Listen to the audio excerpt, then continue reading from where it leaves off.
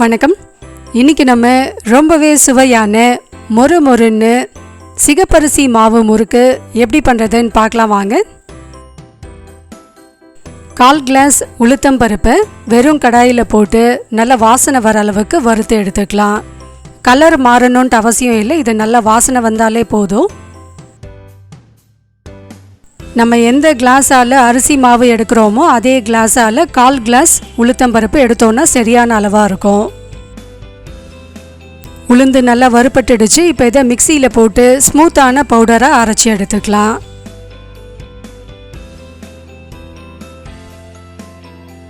அடுத்து ஒரு பவுலில் 1 கிளாஸ் புட்டரிசி மாவு எடுத்துக்கலாம்.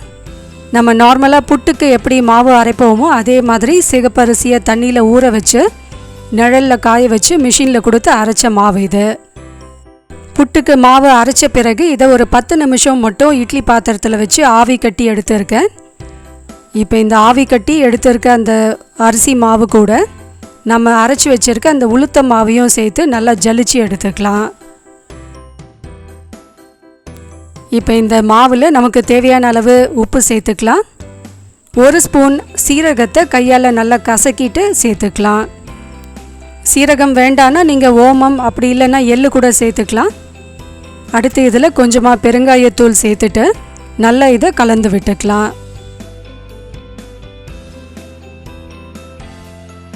உப்பு எல்லா பக்கமும் நல்லா கலந்து விட்ட பிறகு 2 ஸ்பூன் நெய் சேர்த்து கலந்துக்கலாம்.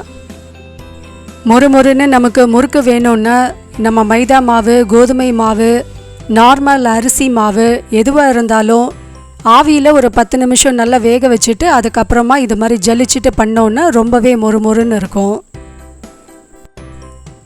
நெய் சேர்த்து நம்ம பண்ணும்போது டேஸ்ட்டும் நல்லா இருக்கும், நல்லா வாசனையாக இருக்கும். அதே சமயத்தில் 1 வாரம் ஆனால் கூட மொறுப்பு கம்மியாகாமல் இருக்கும். இப்போ இது நல்லா கலந்து விட்ட பிறகு தேவையான அளவு தண்ணி சேர்த்து இதை முறுக்கு மாவு பதத்துக்கு பிசைஞ்சு எடுத்துக்கலாம்.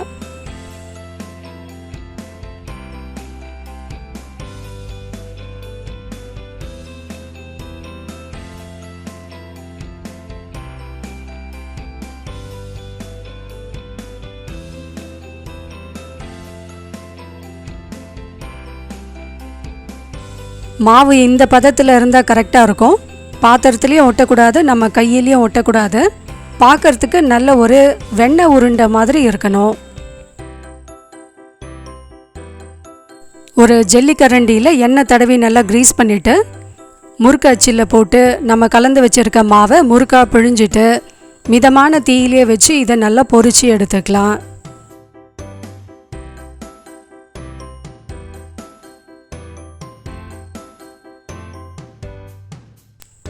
இந்த முறுக்கு சீக்கிரமாகவே வெந்துடும். அதனால் இதை மிதமான தீயிலே வச்சு 2 பக்கமும் நல்லா வெந்த பிறகு லேசாக கொஞ்சம் சலசலப்பும் அடங்கும். அந்த சமயத்தில் எடுத்துடலாம். வேகாமலையும் எடுக்கக்கூடாது, அதே சமயத்தில் ரொம்பவும் கலர் மாறக்கூடாது, அதுக்கப்புறமா கசக்க ஆரம்பிச்சிடும். மிதமான தீயிலே வச்சோன்னா இந்த அளவுக்கு மொறுன்னு வாசனையான டேஸ்டியான முறுக்கு ரெடி ஆகிடும். இதே மெத்தடில் ட்ரை பண்ணி பாருங்கள். கண்டிப்பாக இது உங்கள் எல்லாருக்குமே ரொம்பவே பிடிக்கும். ரொம்ப ஹெல்த்தியான ஸ்நாக்ஸ் ரெசிப்பியும் கூட.